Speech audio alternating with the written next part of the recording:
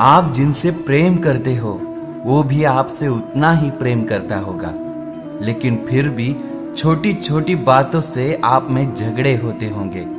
पर आखिर ऐसा क्यों होता है?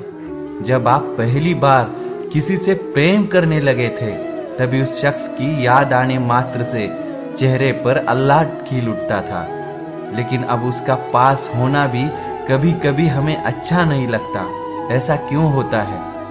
प्रेम की घनिष्ठता के उन दिनों में जब आप एक दूसरे को प्राणों से ज्यादा प्यार करते थे, गिला शिकवा के बिना घंटों बैठकर इंतजार करते थे, भूख प्यास धूप बारिश किसी का बोध नहीं रहता था, समय का बोध भी नहीं। जब सपने साकार हो गए तो वहां व्यापार का प्रवेश हो गया। आखिर ऐसा क्यों हो गया? आपको पता है संसार में सबसे कठिन कार्य क्या है? कोई कहेगा पर्वत पर चढ़ना, कोई कहेगा तैरना, तो कोई कहेगा उड़ना।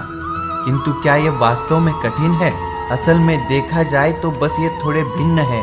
जो कर्म हमारे लिए करना थोड़े भिन्न हो, हम उसे कठिन समझ लेते हैं।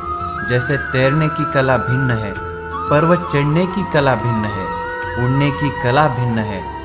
जैसे कि कुछ लोग गणित और विज्ञान को कठिन समझ लेते हैं, किंतु वास्तव में बस ये साहित्य से थोड़े से भिन्न है, कठिन नहीं। देखिए, संसार में कठिन कुछ भी नहीं है, बस एक दूसरे से भिन्न है।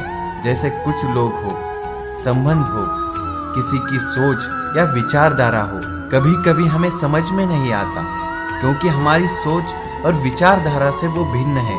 किंतु यदि ये समझ लिया जाए कि वो कठिन नहीं है, बस थोड़े भिन्न है, इन संबंधों को बचाया जा सकता है, झगड़े को खत्म किया जा सकता है।